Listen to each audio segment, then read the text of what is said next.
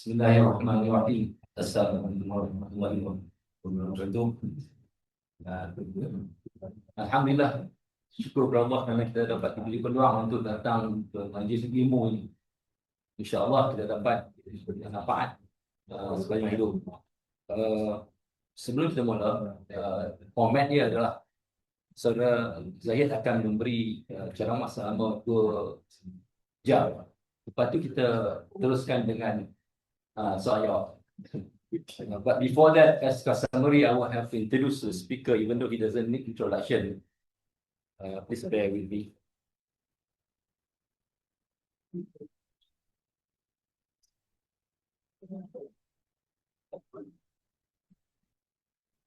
Muhammad Zahid Abdul Aziz holds a bachelor degree in economics from the University of Exeter, UK. After graduating in 1977, he joined an international accounting firm, Arthur Young and Co. London office. He returned to Malaysia in 1982 and joined Arab Malaysian Merchant Bank, Kuala Lumpur. He joined Bank Islam Malaysia Berhad in 1990. Bank Islam was the first Islamic bank where he helped pioneer and helped to develop Islamic corporate banking, specializing in Islamic syndications and sukuk issuance. He left Bank Islam to set up a consultancy firm, Muamalah Financial Consulting. And then he left again in the pursuit of ilmu. He went to Saudi Arabia. He went to Saudi Arabia in March 2009, and he worked in the Al Bilad investment company in Riyadh. Then he returned to Malaysia in 2009 to resume his position at Muamalah Consultancy as a trainer and consultant. Muhammad Zahid has, apart from the economics degree, a master's in science in Islamic banking, and I think you're pursuing your PhD too now. No, you're not anymore. Okay. Well, with that, I would like to hand over the session to the.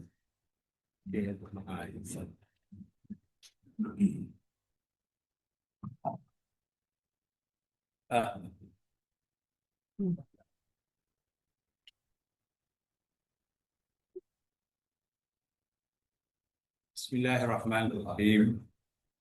Assalamualaikum warahmatullahi wabarakatuh. Thank you so much for taking time to be with us this morning.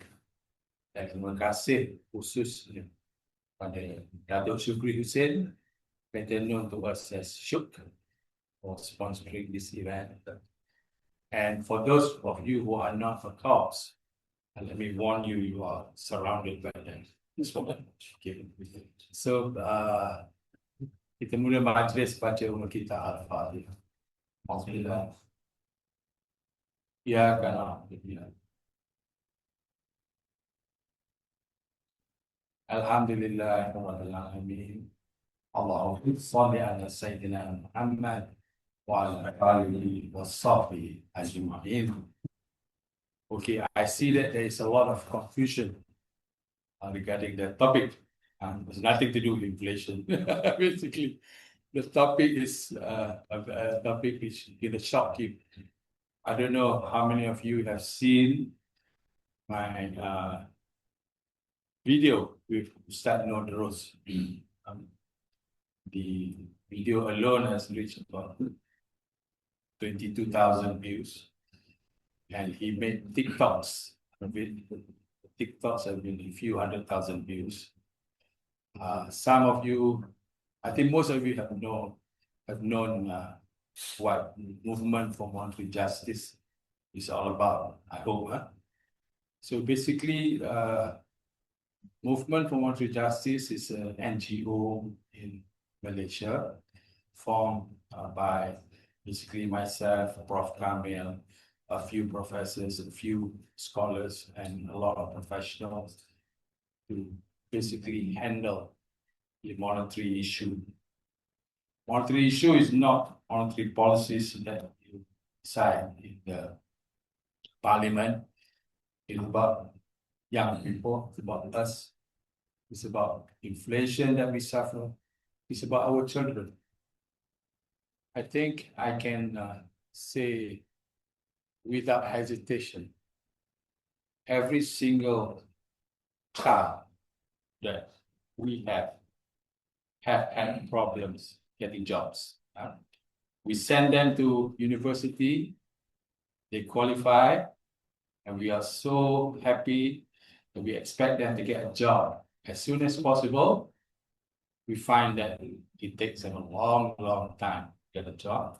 And when they get a job, the salary is probably what it was 20 years ago, no change whatsoever. And there are also many unemployed graduates, school leavers, not just in Malaysia, but throughout the world. We heard about PhD holders driving Grab, doing Grab for business. Yeah. So basically, the reason I'm going to tell you is about, it is because of the monetary system that we went through that deliberately ensure as little job as possible is created, and it ensures that the rich gets richer and the poor gets poorer. And it ensures inflation is a permanent feature in our life. And it is basically a system that says, if you're not rich, sorry, this system is meant to make the rich richer, and for you, you have to just survive. Okay, now, before I go further, okay, MMJ is not just alone in the world. We are a member of the International Movement for Monetary Reform. Almost every nation in the world have a monetary reform NGO. And kami bergabung di bawah International Movement for Monetary Reform. And we know what the problem is. Okay. And then we have our own solutions, okay, similar solution throughout the world. Because having understood what is exactly the problem, we offer a solution, but of course our solution is very radical. It requires government approval, it requires total reform. There's no point tweaking here and there, it's not going to work. Okay, so I sat on the EXCO of the international NGO for about 2 terms. And then we are still, in Malaysia, we are the most advanced. This reform that we're talking about is not something we can do within the current unchanged institution. Yeah? So we need a buy-in from the federal government in order to implement the reform that we're talking about. I'll go to that later. But before that, I want to talk on something a bit more closer to our hearts. Yeah. And it is about what we as Muslim akhir zaman have not really understood. There is 2 very major secrets. Just bear with me, okay? First, I want to make the point that you better that you should be clear in your mind that our education system is controlled by the same people that control the monetary system. So what is hidden in the monetary system is also hidden in our education system. You go to any of our university today, they will have not a clue what I'm talking about. They do not have a clue about the problem, they have not a clue about the solution. So what I'm talking about today, I'm going to reveal 2 fundamental secrets which Muslims, especially us, must understand. It is not voluntary, it is wajib. Once you understand what I'm going to tell you, it is wajib you on us to fight to implement it. Okay. Now, what am I talking about? I will be talking about the racial and education system, what happened to us. Yang kedua, I will tell you exactly what our monetary system is. It is, you will never learn what I'm talking to you about from any textbook in the university. Okay? No professor of economics will tell you what I'm going to tell you today. They themselves do not understand the actual workings of the system. Yeah? Once we understand the education system, once we understand the monetary system, then the third phase, we talk about the solution.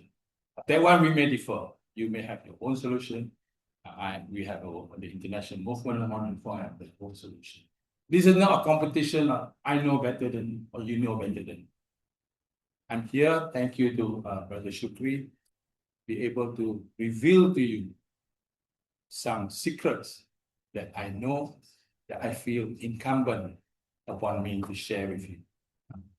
Kalau kita ingat hadis Rasulullah SAW, 4 perkara kita akan disoal di akhirat nanti ya.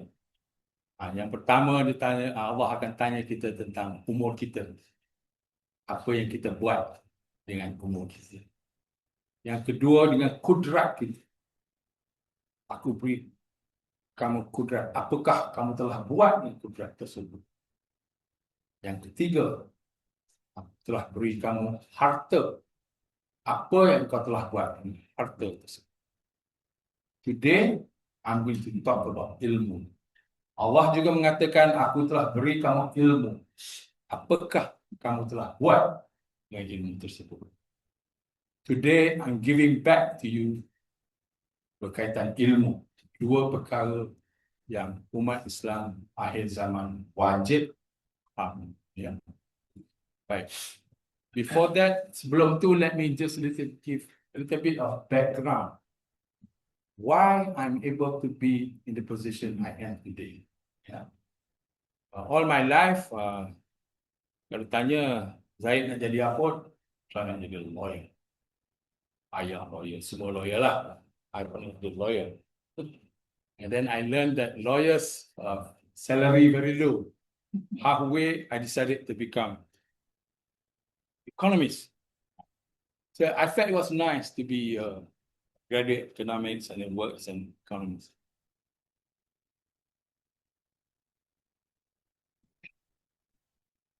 So, like Brother Idrus sebut tadi, saya belajar di University of Exeter dalam bidang ekonomi. Dan juga selepas tu, saya berkecimpung di dalam chartered accountancy. Saya macam Tengku Abdul Rahman. Dah dengar tak Tengku Abdul Rahman? Dia belajar undang-undang, 1 subjek 1 tahun. Akhirnya dia lulus dan dia jadi lawyer. Saya sebagaimana Brother Syukri cerita, saya selepas economics degree, saya cerita kat dia, economics degree dulu saya dapat 80 pound sebulan. After everything paid for lah. And then I became a article clerk dengan dia dengan Tuch Ross. And I got paid 400 pounds a month. Millionaire dia terus. Dia ada 80 pound berbuah. Oh, kayu. Sama kayu dengan dia lah. Okay. So, I spent about 2 years, 2 or 3 years in the UK, studying chartered accountancy, where I took 5 papers in the exam final. Lulus 4, preferred 5. Preferred 1. The next round, lulus 4, preferred 1. Bila dah 4 kali itu, I malas, balik. But at that time, I have passed every paper in the chartered accountancy final. But the same city. But not the same city. Bila I balik, Syukri dengan I lah one of 2 people yang kena marah oleh Tan Sri Hassan Malikan. You all know Hassan Malikan, ya? He's the chairman of Petronas. Balik-balik, dia marah. Dia marah Syukri, dia kata, hang pergi London, buat ACA. Tapi, dia sayang Syukri pass flying colours. Zahid ni dia dengar, dah 4 kali buat CA final, tak mau balik dah. Dia marah, dia panggil saya. Ingat lagi dia apa? Bagi dia lecture. Kita dah malas dah. So anyway, that's my experience. I have accounting experience. And then balik, I worked with Arab Malaysian Merchant Bank for a few years. And after that, with Bank Islam Malaysia Berhad. Bank Islam Malaysia Berhad from 1990 to 2000. Kita kira pioneer lah situ. And then I formed Muamalah Financial Consulting, which is an international banking consultancy. Quite successful. We went throughout the world to teach people about sukuk. We set up the second Islamic bank in Nigeria. If you Google a bank of Touch Bank, itulah antara bank yang ditubuh oleh Muamalah Financial Consulting. And halfway, when I was at Muamalah Financial Consulting, I was called by Bank Al-Bilad in Riyadh. Dia kata dia nak engage me as a sukuk consultant. I kata, I baru kahwin. No problem. I married quite late. So dia kata, bring your babies. I brought 3 babies, 2016. Betul lah, 2016. So I was the sukuk consultant over there for 3 years. Came back. Tak nak kerja. I revived I continued at Muamalah Financial Consulting, and then I registered myself. There is a reason I'm telling you all this. I registered myself at UIA, University Islam, Islamic Banking, Masters Islamic Banking and Finance. Satu buat University Islam ni, sebelum you nak masuk any kursus, you have to go through dia punya fixed subject. Whatever it is lah. Kalau you buat computer science, fit for IT. Kalau you buat medicine, doctor, fit for medicine. I buat fit for economics. And then throughout the year, there was one subject, they call it usul fiqh. Usul fiqh ni bila I dapat belajar macam mana teriak. At the age of 60, barulah I jumpa satu subjek which is compulsory for every single Muslim. They explain to us how rules arrive at. Kadang-kadang kita marah ustaz ni gitu, ustaz ni. Tapi ada cara dia. Contoh dia kalau nak menentukan sesuatu hukum tu, tak boleh ikut sedap hati kita je. Dia kena rujuk yang pertama Quran, yang kedua sunnah, lepas tu baru dah dipanggil ijtihad. Ijtihad ni macam-macam lah. Istisar, kias, semua. Bila dah habis semua tu baru dia buat keputusan. Jadi kita tak boleh nak marah sangat demo ni. Tak pandai buat hukum lah. There is a procedure. So I spent 1 year under the Sharia department in Islam, learning about usul fiqh. Dan juga another interesting thing about UIA is there is a very important international scholar we should be very, very proud of. Dia baru je meninggal. Nama dia adalah Allahyarham Profesor Tan Sri Said Najib Al-Andaz. Dia dengar tak? Okay, this is a huge man. Huge academic internationally. Dia membesar di pesantren Indonesia, and he became one of the international scholars. And together with several other scholars, they made a very, very important discovery. Tapi discovery ini tidaklah diheboh seluas yang seharusnya dihebohkan kepada umat. This is the first secret. The first secret that kita kena benar-benar faham. Apabila kita sudah faham kita kena mula implement dan ubah. Sebab kalau kita tidak ubah, kalau kita sahaja yang faham, kita tak ubah, kita membiarkan penentu-penentu dasar membuatkan dasar tanpa memahami apa yang kita fahami. It's very important. Apakah rahsia tersebut? Apakah pendedahan Allahyarham Syed Najib Al-Anas?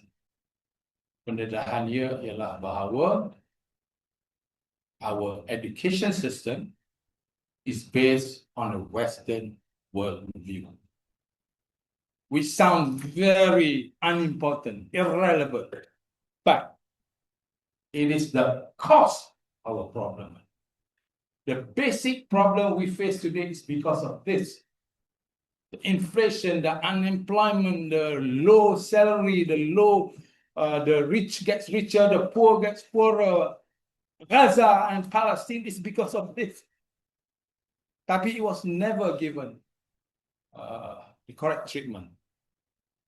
Syed Najib Al-Atas is a very intelligent man. He is a philosopher. Bila ilmu ni dikeluarkan, Alhamdulillah. Alhamdulillah.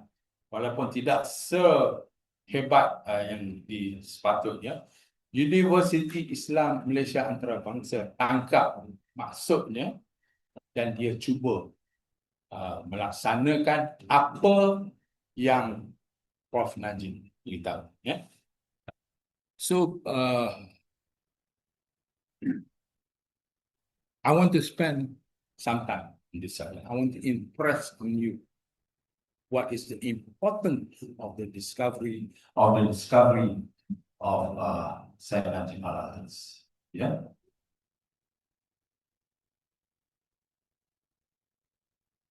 But before that, let me tell you what I was taught at the UIA regarding the history of the world, so that kita kena faham juga. A little bit about the world, so that we understand where we are today. Yeah. In the 15th century, Europe was ruled by the church, the Catholic Church. Yeah. Tapi the church is not a very good ruler lah.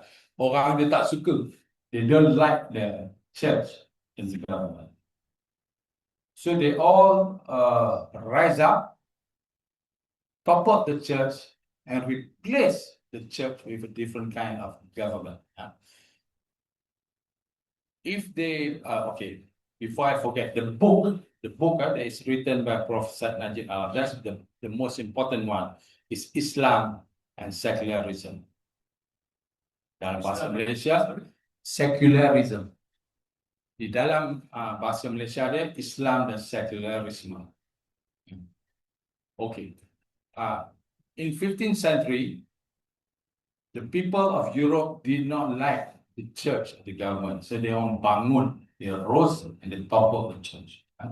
These are people like Robespierre daripada Jerman, John Eck daripada Eropah, Martin Luther, Jerman. They rose, they toppled the church, they created a new government, they panggil the secular government. Very important for us to understand. In the 15th century, the secular government was formed in Europe. Apakah kerajaan ini mengatakan? Dia kata, jangan risau, kami masih Kristian, tapi biarlah Christianity itu hanya berlaku di pagi Ahad. Let religion happen only on Sunday morning. Okay? And then maka dia punya university subject dikosongkan all the subject daripada kewujudan pencipta. The subject are built up as if there is no creator. Yeah. So basically di dalam ilmu dia lah, ilmu perubatan dia, ilmu apa, tidak ada langsung perasaan terima kasih pada pencipta, tidak ada langsung ruang untuk contribution pencipta. Because pencipta tak wujud. Dia ada satu ilmuwan nama Descartes. Descartes ni mengatakan bahawa sebenarnya pencipta tak wujud. Dunia ni is run on mechanism. The world is run on mechanism. There is no creator. So that subject at the university, every single subject you learn at the university, you will find zero. Kita macam belajar perubatan, terima kasih sajalah kepada badan kita lah yang respon macam ni. Tuhan tak involve, tak ada Tuhan. Okay? That is the belief in the European psyche for many years. Dunia tak ada pencipta. Okay. Now, at the same time, the other thing kita kena digest.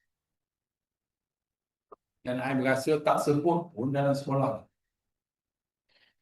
In the same century, which is called the Golden Age of Islam, we were the masters of science and technology in the world. Ada tak ajar kita kat kolej ni dulu? Asal tak ada. We should be proud. In the 15th century, we were the masters of science and technology in the world. Europe pun acknowledge, mereka belajar daripada kita. Zul, kita belajar dari kolej. Ada dengar cikgu sebut benda ni. It's not in our system. We were, kalau kita pergi ke Shah Alam tu, Avicenna, Hospital Avicenna. Ibn Sina, which is the master, father of education. The father of chemistry. Siapa dia? Oh, kita dengar. Ya, Mr. Jaber. Al-Jabr is the father of chemistry, the father of medicine, the father of engineering, the father of technology, the father of electronics, the father of everything is Muslim. But we told this in our system. We were not. Tapi the English themselves learn from them. And they acknowledge a lot of things they have learned was from the Muslims. Mengapa? Why did we learn? Why did we let the world? We're not leading the world now, but why did we let the world at that time? Because kita menguasai bahasa Al-Quran. Bahasa Al-Quran bukan bahasa Arab. Menguasai bahasa Al-Quran bermaksud kita boleh kupas dengan nas-nas sekali setiap ayat Al-Quran. Pendidikan kita zaman 15 itu ialah syumul. Maknanya pagi Quran dan Sunnah, petang Science and Technology. It came from the Quran dan Sunnah. Kita interpret. Bukan macam sekarang ni. So when we were masters of Quran and Sunnah, we were masters of science and technology, and we led them. Sekarang ni banyak dia dah acknowledge, dia dah recognize. You can go to YouTube apa semua, dia tunjuk, dia akui bahawa we were the leaders of the world. And then what happened to us? In 1786, the people called the British, who came from the continent of Europe, who went through the secular system, came and colonized us. Amongst the things that they did to us, they came in 1786 in Penang. One of the things, when they came, they told us, we are going to implement on you the same education system we went through. There's no such thing as shumul education for the Muslims of Malaysia. Dia orang datang, dia orang cipta dua jenis system of education. Satu ialah sistem yang mengajar agama semata-mata tanpa ilmu dunia, dan menghasilkan ustaz dan ustazah kita sekarang ni. Dan lagi satu tu, sistem yang kita semua lalui lah. Adalah, saya ingat dulu masa primary school dulu, subjek agama ni yang 3. Fiqh, Tauhid dengan Tawarikh. Itu ialah. Dan masa balik kolej dulu adalah ustaz. Yang menipu pun ada. Bila buat exam, just one subject. These are unimportant subjects, not relevant to science and technology. Quran and Sunnah has no role in our system. Kita kena belajar ilmu physics, ilmu biology, ilmu chemistry, ilmu ekonomi yang datang dari barat, daripada dunia tanpa pencipta. Without realizing it, it has eaten into our head. Dalam kepala kita ni ialah penuh dengan sistem pendidikan barat yang memandang hina pada Quran dan Sunnah. When I was at UIA, when I did my master's degree, I did a thesis. Actually, I was blessed with it. Memang patutlah, umur dah tua dah kan. My thesis was called The Negative Impact of Riba Banking on the Performance of Islamic Banking in the Dual System. Okay.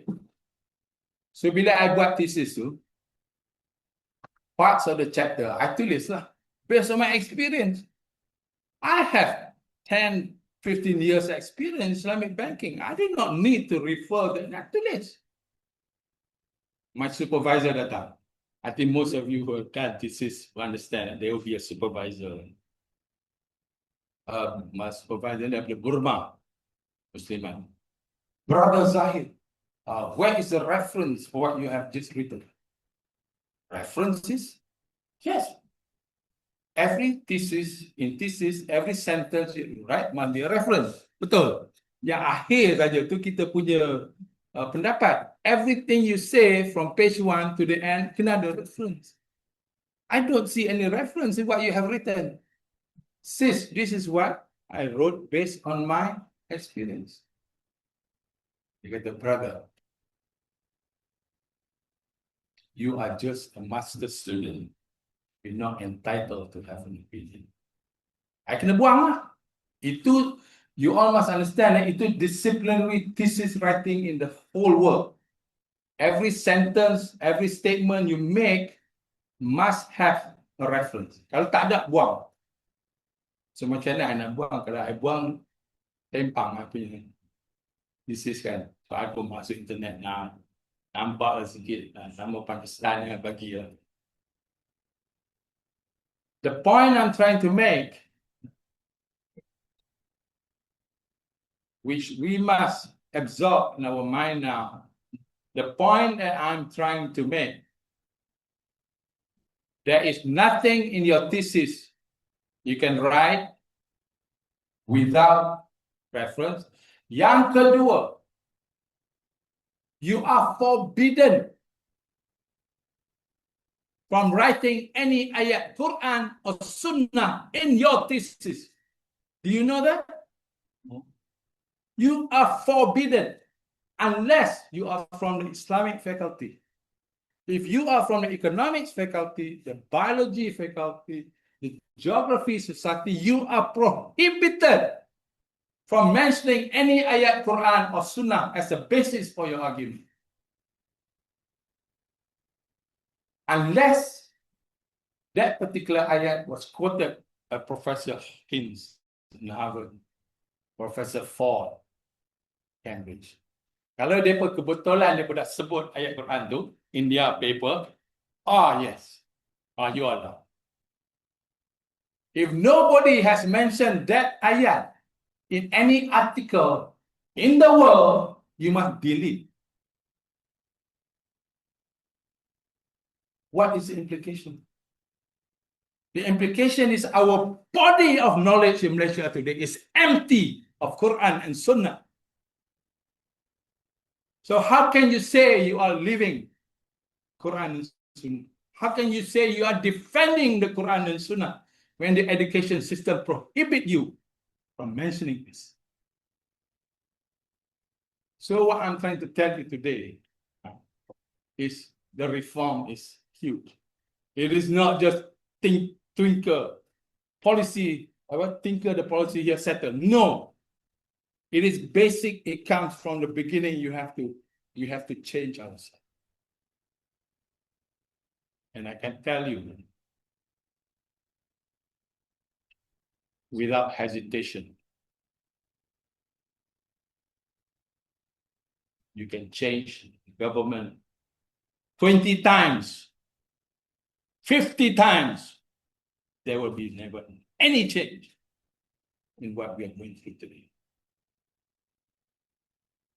I belong lagi pergi pada monetary system. Yeah. I'm trying to say, baru ni I was in Siam ni ada satu Professor Azmi Omar. Dia sympathetic lah dengan MMJ. Ya. INSEAD is a university owned by Negara. So baru ni they organize an online forum. They called me, Professor Kamil, and Datuk Manak. Some of you may have heard. Datuk Manak is former MD of Penceramah. So they invited us to a forum. Minta maaf.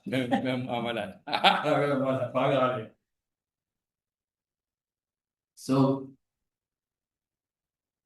forum tu sebab universiti buat satu dunia, the whole world. So there were a lot of Muslim academicians throughout the world. So I said to them, look, at this very moment, there are so much knowledge and expertise in your head. Ada pakar biology, pakar chemistry, pakar economics, pakar accounting throughout the world. But learn from the Western system. So I asked them, boleh tak? Boleh tak kita cuba? Kita cuba that knowledge that we have in our head at this very moment, can we rewrite it from the point of view of Quran and Sunnah? And tak payahlah publish Harvard punya journal. Tak payah. Kalau publish memang kena cancel. Kita buat satu Telegram group, our own Telegram group. Okay. Kita rewrite. Even in this room, there are so many experts in this room. All learn from the Western point of view. Can you take your subject now and rewrite it on the point of view and Quran and Sunnah? Tak. Jangan risaulah. Kalau ada panggillah ustaz sebelah. Kalau tak ada, tulis je. Kita perbaikilah. And then post it to that Telegram group. Dan kita belajar. Kita sama-sama sendiri baca dan belajar. Then kita improve. And then we have our own body of knowledge based on Quran and Sunnah. But there was zero response. I gave them time lah. 1 month, 2 months. Tak ada response. Why? Because we have been brainwashed with the Western system. Every academic in the world today, bila dia buat paper, automatically dia nak bentang paper tu kepada Oxford, Cambridge, Harvard. Kalau dia tulis apa yang kita suruh dia tulis, dia bentang, dia kena reject punya. Dia malu. Am I touching the basis? Are you beginning to realize what I am aiming at? And it includes me. I punya economics exeter dah campak dan tong sampah lama. Okay, so basically what we've been trying to say, Professor Kamel and myself, when we realized that about this, that we say we cannot confine ourselves only to the monetary system. We have to address ourselves in the education system. Education system ni, kita minta bantuan lah. Yang terbaik, kami nampak the end result dia. Cara tu kita minta bantuan semua. I nampak yang terbaik is a one-session school for the whole of Malaysia. Pagi Quran dan Sunnah, petang sains dan teknologi.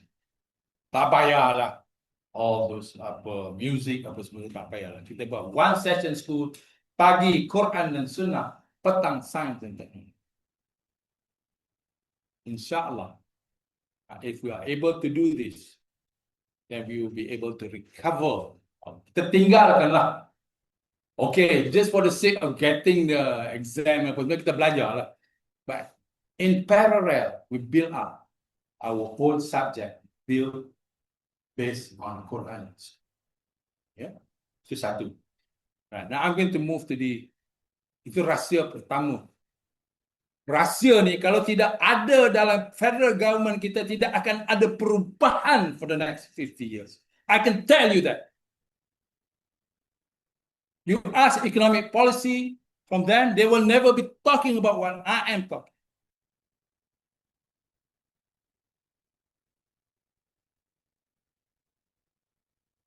Digest what I say. If we do not redo what needs to be redone now, 20 tahun pun kerajaan mana I am apolitical. Kerajaan mana pun cap ayam ke, cap A ke, cap B ke, cap C ke, sama saja. There will be no solution to our problem. I want to show you some numbers. In the paper I delivered some. This, I'm going to show you some statistics where the GDP in Malaysia grew from 2019 to 2024. The GDP grew in 2019, it was 1.5 trillion.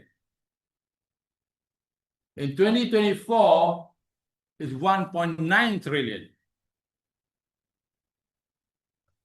We should be celebrating, Captain.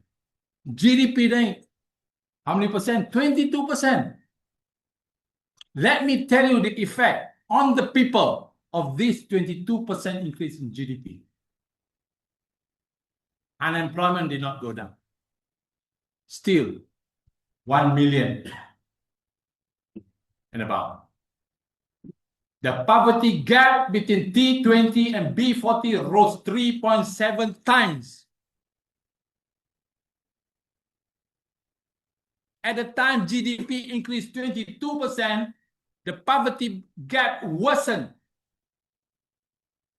The difference for T20 and B40 in 1970 was 3,500. In 2022 is 16,350. Megah ke? 22% naik GDP. But the poverty gap worsened by 3.7 times. Inflation.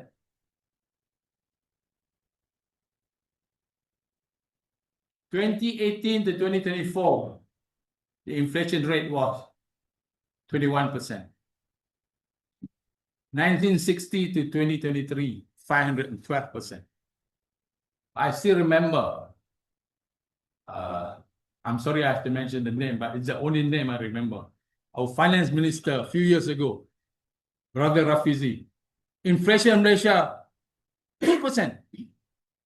2%. Kita nak risau apa? 2%. But what 2%? 2% based on the prices last year. Every time a government or anybody mention you an inflation rate of 1%, of 2%, they are telling you what it is today compared to 31st December last year. What is the relevance of that to us? When I have mentioned to you, between 1960 to 2023, inflation was 500%. 2018, 2024, inflation was 21%. Dari media yang kita tahu. Tengok harga udang, harga soto. Itu pun kita dah tahu. So what is our friend talking about 1%, 2% ni? Inflation apa ni? Coklat. Not the basic. They chose that statistic so that they can mention 1 and 2% coming out of their mouth. The other thing, abang kita, Malaysia, full employment. Unemployment is so low, we are almost full employment. Are we full employment with fair salaries for everybody? Or are we full employment because everybody grab a job in order to put the food on the table? So don't talk about full employment when people are desperate to grab any job. House prices ni tak payah cerita lah, kita semua tahu lah. Average graduate salary between 1982 and 2020 increase dia dalam 500 to 1,000. My daughter, I kahwin lewat, Syuk tahulah. My daughter is a computer science graduate. UIA. Boleh tahan lah result lagi. First class. Sampai sekarang tak ada kerja. All she's offered so far is 2005 contract. 2005? 2,500 per month, contract 6 months. That is the best. Kita kerja 1982, 1985 dulu pun gaji dah berapa dah. 2026, your children are offered 2005. Why is that? I will explain. And remember, all this is when the GDP grew from 1.5 trillion to 1.9 trillion. So next time, when you read the paper, sahabat saya, penulis age, we both wrote for the age last time. Until they asked me to write permanently, I give up. What's the name? Sini yang kita apa?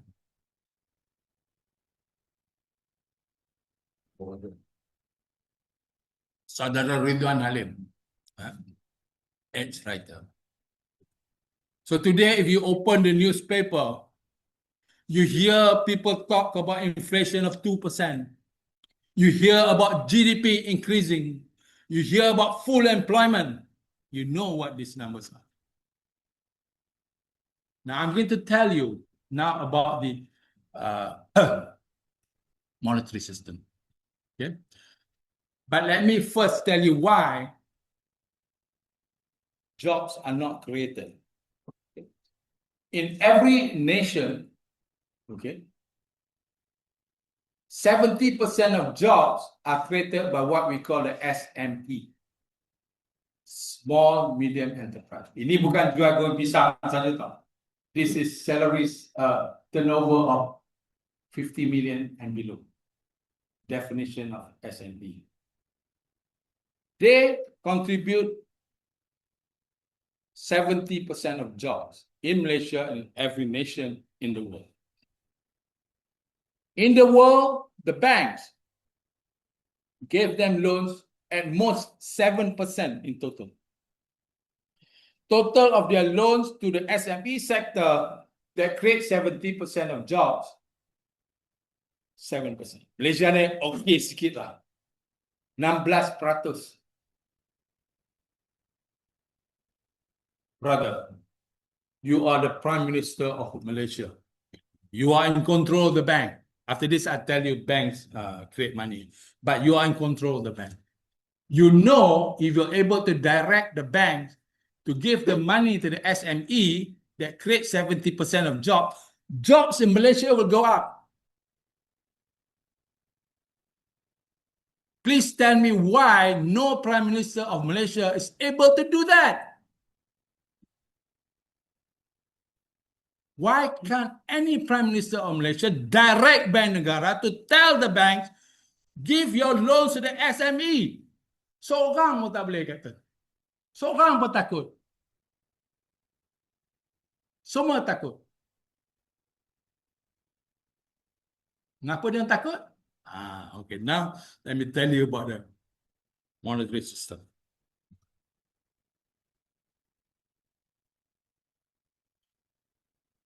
I don't know how many of you have seen my video with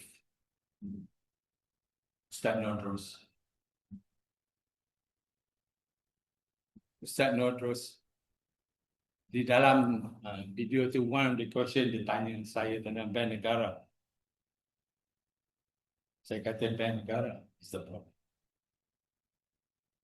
Ketaatan Bank Negara pada mereka ni lebih taat daripada kerajaan Malaysia dan juga Agung Malaysia. Mereka lebih taat to the Federal Reserve and to the Bank of International Settlements than they are to their own country. Okay, let me tell you about the banking system first. Berapa ada? Terus. One more hour. Don't worry. After this, I'll give time for soalan. I nak cerita, ada cerita habis education system. Now I'm going to the monetary system. Nah, kalau pada zaman Melaka,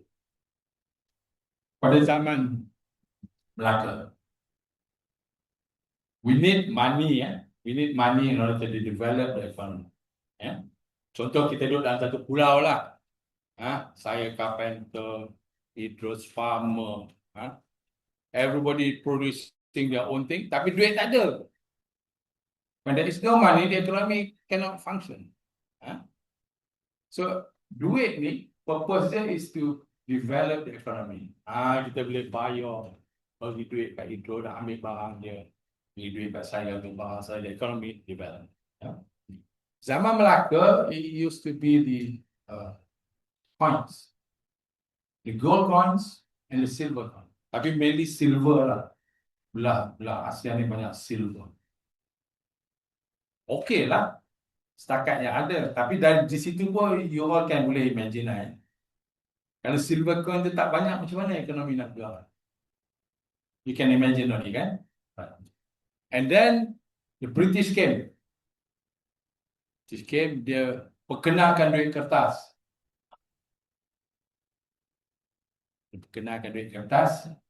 And then this money is circulating throughout the economy. Bangun juga lah ekonomi. I will talk about duit emas later on lah. This I'm talking about money and the function of developing the economy. So kita faham duit sebagai gold coin, duit sebagai kertas. Zaman moden ni saya nak pecah lagi satu rahsia. If you understand this rahsia, then you understand what I've been trying to tell you, how things have been kept so secret from us. It is unbelievable. Di zaman sekarang, duit yang paling banyak dalam negara ni bukan duit kertas Duit kertas tu kita buat keluar dompet kita, wallet kita paling tinggi untuk beli roti canai. The biggest form of money today in the world, in Malaysia today, apa yang kita guna bayar TNB? Top tag. What happens? Numbers move from our account to TNB account. Kita top tag. Shopee, numbers move from our account to the other. Itu kita, individual, 50 ringgit, 100 ringgit. Companies is 100 million moving from account to account. 500 million.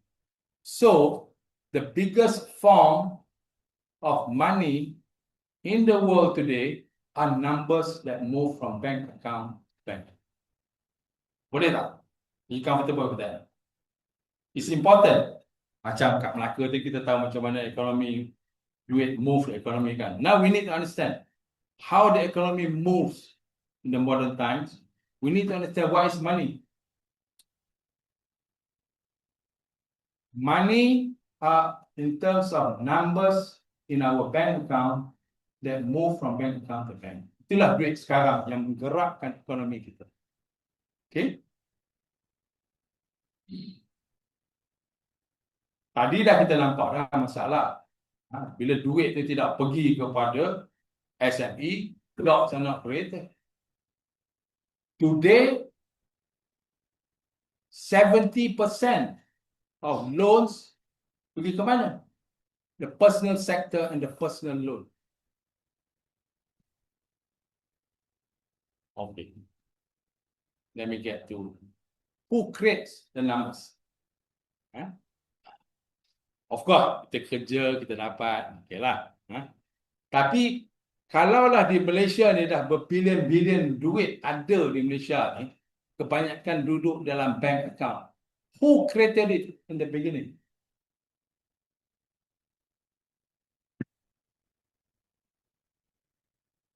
The creator of money in modern economies today are banks.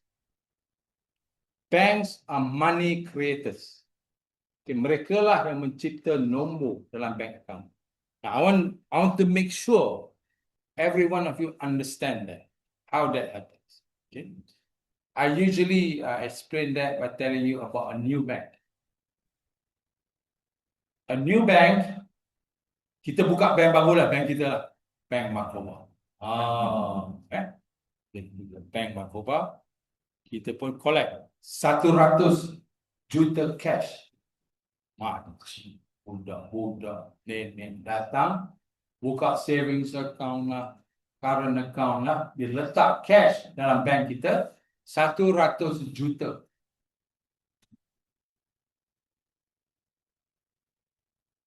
Bila dah collect 100 juta, maka Bank Negara kata kepada kita, Bank Makoba, you cannot lend your money. You have already 100 million cash. Kita pun hantarlah pegawai kita di meminjam. Tetapi Bank Negara kata bila sampai 80% pinjaman, 80% of total deposit, you must stop. Kena prudent lah. Okay? So pegawai kita pun pergi keluar, pergi pinjam. Pergi pinjam, sampai 80 juta, mereka pun datang balik. Dan kita pun berhentilah. Tak gitu, dah 80%. Ya. Bank Negara panggil. I want to whisper, we want to whisper to you secret. What is that? You can continue lending. Itu macam mana? Kami dah pinjam habis dah. Macam mana nak terus buat pinjaman? Awak faham tak? Duit ni nombor. Okey. Awak cipta nombor 100 juta cash deposit in your bank, in your books. 100 million deposit created out of thin air. 100 million. You lend lah 80 million. In numbers. Nobody is asking for cash. Ini rahsia Bank Negara kata. Rahsia ni, we are giving you a money creation right. So kita pun hantar pegawai kita, pinjamlah 80 juta daripada created deposit as loans. So, for those of you who remember the ratio just now, the first 100 million deposit cash. The second 100 million deposit is created out of nothing. So total deposit 200 juta. Betul. You pinjam 80 juta cash. You pinjam 80 juta dalam jenis nombor. From the deposit created out of nothing. So 80 plus 80, 160. 100 plus 100, 200. 180 divided by 200, berapa persen? Yep. 80%. So you have met the only rule I gave to you. Syarat saya kepada awak, total pinjaman tidak boleh melebihi 80% jumlah deposit. You have met the rule. Even when you created that money Out of nothing. out of nothing. Itulah keadaan sekarang ni. Every single bank is a money creator. Tapi I will explain kepada Syukri differently lah. Jika cara benda tu berlaku lain. Cara benda tu, but the end result is the same. Cara berlaku di bank pinjam je, branch pinjam je, pinjam. Dia punya treasury department akan total up. Berapa. The end result is the same. 80% created money is. Dia boleh, in fact, kalau 80% is the only rule, dia boleh create another 100 million. So that is the meaning of bank as a money creator, which is happening in every country in the world. Apa yang saya cakap ni is terbukti oleh Bank of England, Federal Reserve, Central Bank of Europe confirm what I have just said. Ada article that the bank can create money.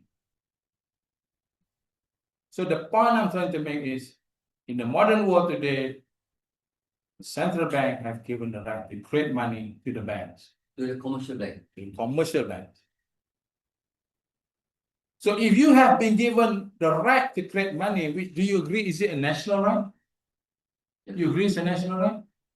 Buatlah yang terbaik untuk negara. Lend it to the SME sector to create jobs, to create economic output. Ini tidak. Pinjaman pribadi, housing, cars. 70% pergi kepada benda-benda ini. 30% pergi to the real economy, of which out of the 30% that goes to the real economy, only 16% goes to the SME sector that creates job. Inilah sebabnya anak-anak tuan-tuan tiap-tiap tahun keluar universiti tak ada kerja. Jobs are not created.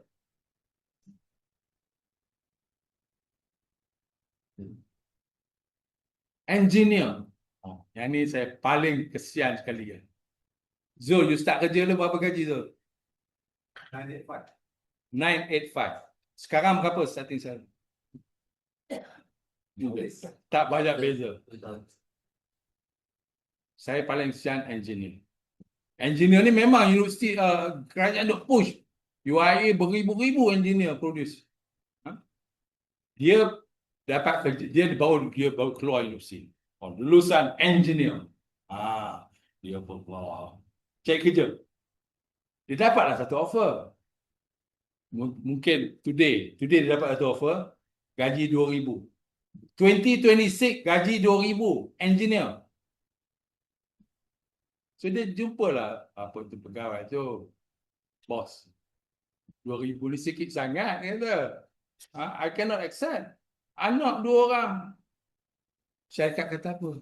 Dr. Ahmed. Syarikat kata, awak rasa kecil ya? Sikit je. Okey, awak tahu tak, luar pintu tu ada 20 engineer tengah tunggu kerja awak.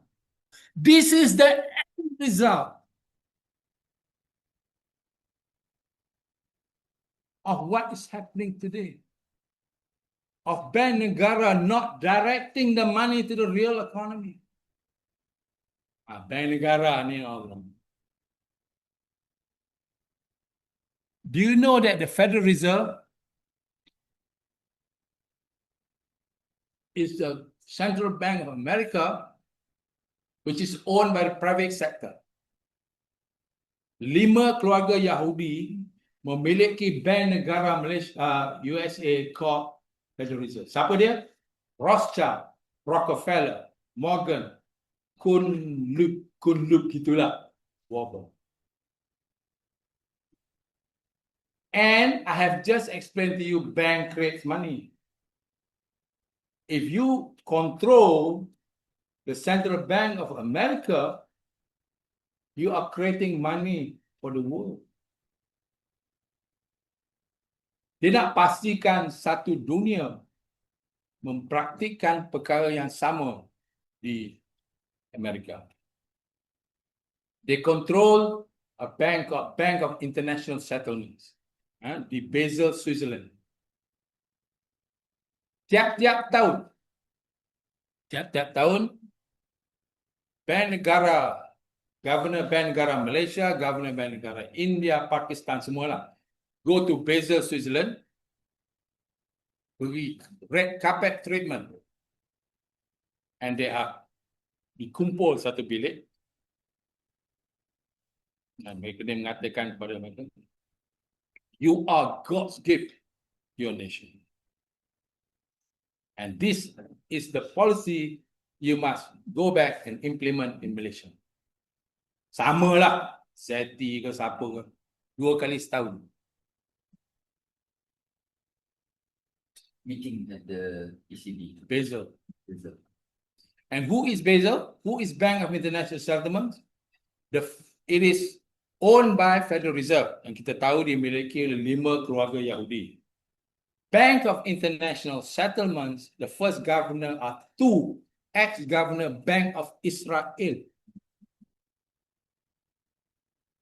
And the others are Federal Reserve of Federal Reserve governments. Dan pada 1897, Basel is the birthplace of the World Zionist Organization. Masih taat ke kita lagi pada mereka ni? Katalah Anwar nak cuba tegur bank negara. Dia cuba tegur lah. Hari itu Zahid datang. Second term. Thank you for appointing me for the first term. Second term. I carried a letter from him. Dia nak tolak lah. They tell Bank of International Settlement, tell the central banks of the world, you are independent of your federal government. And cubalah mereka nak buat apa pun, bank negara akan taat, setia pada arahan datang dari Basel tu. You will never be able to do anything that you please in your own country because of the loyalty of these people. And why our government have never questioned this? Because they not only control the monetary system, they control the education system. Tidak ada satu orang dalam kerajaan kita yang memahami apa yang kita tengah bincang malam petang itu. That is the reality of the situation today. So I don't want to go yet into the solution. I want all of you to digest 2 perkara itu cukup. Ilmu, our education system, which is based on the Western worldview, and the current monetary system we are operating in, yang menyusahkan kebanyakan rakyat kita, yang anak-anak kita pun susah dapat bekerja. Kerajaan kita tak mampu untuk membuat apa-apa perubahan because they do not understand what we are talking about. Saya dah jumpa PMX kat Bukit Gasing sebelum jadi, but that's a different story lah. I was hoping that he would call me, work together with Rafizi, but the phone call never came. But the phone call never came. So, Idros, Kalau kita nak bincang tentang solution, memang adalah kena faham dulu. Tapi my solution, MMJ punya solution bukanlah bersimpang siur di dalam institusi yang ada tanpa meminda apa-apa. That is not our solution. Our solution is a buy-in from the federal government, a buy-in from the Prime Minister, a buy-in from the Finance Minister. Barulah kita boleh